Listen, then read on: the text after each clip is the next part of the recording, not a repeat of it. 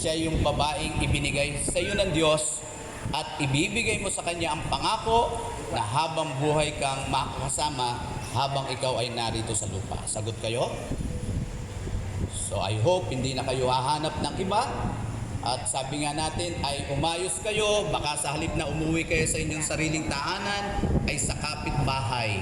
Akala ko biro-biroan lang yun, pero marami na akong nakausap sa komunidad.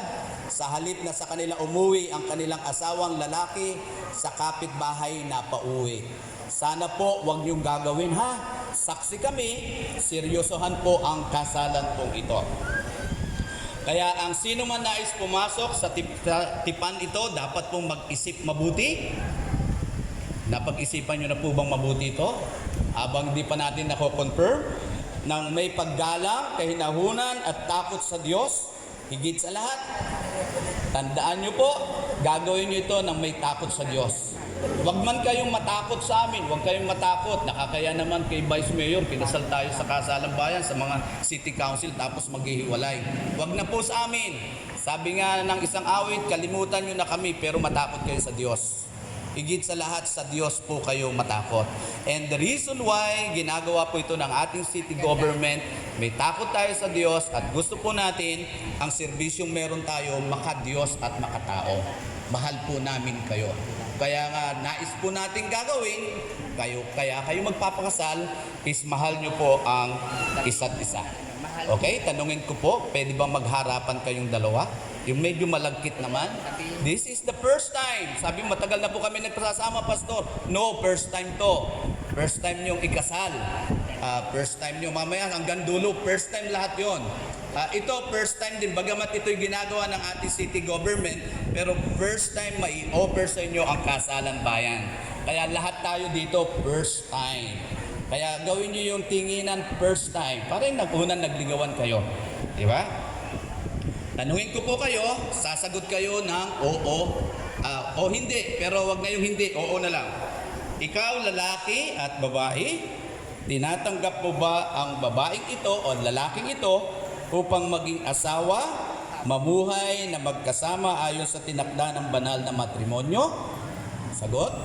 Sa kanya mo sasabihin, siya ba ay iyong iibigin, aaliwin, igagalang, iingatan sa sakit at sa kalusugan at tanging sa kanya lamang pipisan habang kayong dalawa ay nabubuhay? Yan, medyo magtinginan naman kayo ha. Okay, hawak kamay, mabuti. Yung paano yung hawak kamay nung kayo nagliligawan? Pwede ba bitawan nyo muna yung ibang hawak nyo? Yan. Yung maganda, yung hawakan ng kamay, yung parang sweet na sweet. First time. Excited. Alam ko yung iba excited eh. So first time. Yung maganda yung hawak kamay na nakaganyan, no? Yung ganun kamay, yung hawak, yung yan, yung kinikip-kip mo yung kamay ng babae nakaganyan, tapos itinlos ng lalaki. Okay? So ganun ang hawakan ng mag-asawa. Hindi ganyan, para kayo maglalaro ng bahay, ano yan. So hawakan mo, yan, hawak kamay, tapos ipapatong, yung magpapatong. Yan. Okay. So hindi po tayo naglalaro ng bahay-bahayan dito, ha? Okay, nais ko po tanungin ang lalaki muna.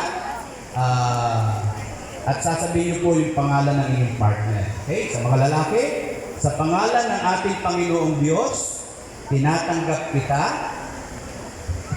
upang maging aking asawa, upang makasama at mahawakan ka mula sa araw na ito magpakailanman, sa hirap at sa ginhawa, sa kahirapan at kasaganaan, sa sakit at kalusugan, upang mahalin at ingatan ka hanggang sa tayo'y paghiwalayin ng kamatayan, alinsunod sa banal na kautusan ng Diyos.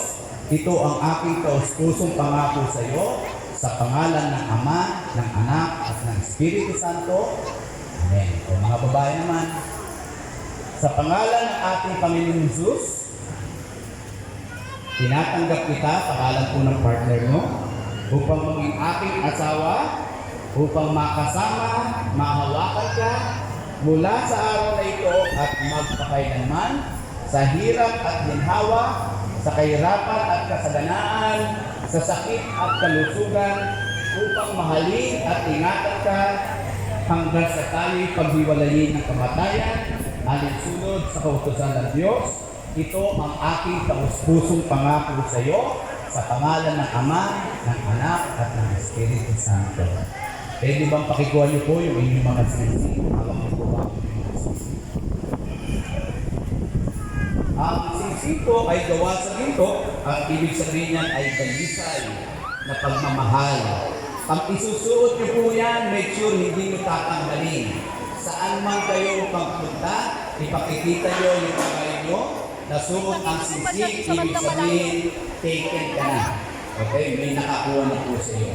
Kaya, una po yung babae, hawak ng lalaki sa babae. Sisig ng lalaki, hawak po sa babae. Lalaki muna, huwag kayo sabay. Yung maliit muna, hawak na. Bitawan mo muna yung sa lalaki. Okay? Ang may hawak na ng sisig, yung mga lalaki mo. Okay? So, i-ready niyo po pagsusuot ng daliri.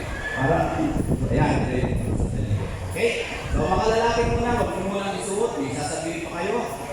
Kasi yan ay hindi ordinaryong sisig. Nakasulat yan ang pangalan ng taong inyong pinakasalan. Kaya pag nawala po yung sisig, huwag kang bibili sa rento ba? Yan ay pinagagawa at sadya para sa inyo. Ang sisig ay simulo ng iyong pag-ibig at dalisay at walang hanggan. Okay?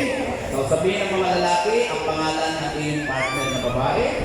Pangalan niya, ibinibigay ko sa iyo ang sisig na ito bilang tanda ng ating dalisay na pag-ibig sa iyo. Nagpapakasal ako sa iyo upang maging aking asawa habang nagbubuhay dito sa lupa sa pangalan ng Ama, ng Anak, at ng Espiritu Santo. Sabay-sabay ko isuot ang sisig. Okay, sa mga lalaki, babae naman, may hawak. Lagi una po ang lalaki. O mga babae naman, mag-response. So make sure yung pangalan ng sisig, pangalan ng lalaki, nakalagay po dyan, pangalan ng inyong asawa at date ng kayo kasal. Kaya huwag yung basta papalta niya. Okay? Mahalagang simbolo yan. Okay, mga babae naman, ready mo ang sisig. Sabihin ang pangalan ng lalaki. Okay, ibinibigay ko sa iyo ang sisig na ito bilang tanda ng aking dalisay na pag-ibig sa iyo. Nagpapakasal ako sa iyo upang maging aking asawa habang tayo nabubuhay dito sa lupa magpakailanman sa pangalan ng Ama, ng Anak, at ng Espiritu Santo. Amen. So, ano po ang inyong sisig? Okay. So, palakpakan natin ang isa't isa. Hawakan niyo po naman ngayon inyong mga aras. Yung mga aras na meron po kayo. Okay. So, ang mga lalaki, ewan ko ba, nandun tayo sa kultura na kanya-kanya. Kapag may trabaho yung babae, may trabaho yung lalaki, kanya-kanya. Pero ang totoo, ang mga lalaki nagkakaloob ng anumang bagay na ibibigay sa akin ng Diyos. Ang babae ay may gestures na tatanggapin nyo ng dalawang kamay. Awag mo na buksan ito. Okay? So nakaganito ang kamay ng babae para ibibigay nyo yan dalawang puso. Ibig sabihin, bukal sa inyong loob na ibibigay ng lalaki. Ang mga aras nito, sapagkat, tandaan natin, dahil kayo ay sumunod sa gusto ng Diyos, God will make sure i-bless kayo ng Panginoon. Ito ay pasimula na naisusundin ang gusto ng Diyos. Kaya naman, umasa kayo sa pagpapala. But yung mga lalaki, huwag mo sasarilin ng pagpapala, huwag mo itatago kay misis. Kung anong buong nakalagay sa payslip, huwag mong buburahin, ipakita sa kanya. At si babae naman, pag natanggap mo, kayong mga babae ang magsisilot sa kaloob ng mga lalaki. Huwag nyo lulustayin. Kaya mahalaga ang role ng mga kababaihan. Ang mga lalaki kasi, ubus-ubus biyaya, pero ang mga babae, kayo ang magsilot ng mga pera ito. Ipagkaloob nyo at tayo magpipray. Hawakan yung dalawa yung aras at tayo'y mananalangin. Ang manaming Diyos, ang mga aras na ito'y simbolo ng iyong pagpapala. I declare your blessing will be upon them sa kanilang mga tahanan, sa kanilang mga mesa, sa kanilang mga anak. Ang pagpapalay dadaloy bilang pagsunod at tanda ng panggalas sa iyo. Ang mga pagpapalang ito'y magiging available sa bawat pamilyang hinulog po sa araw na ito. Sa magitan ng iyong biyaya, sa magitan ng iyong habag, sa magitan ng awa ang mga pagpapala ni Diyos sa kanan sa bawat isa sa kanila. Ito lang kayo at magpapailanman in Jesus' name. Amen. Okay, so papakot na ulit tayo. Po, at tinatawagan kayo po.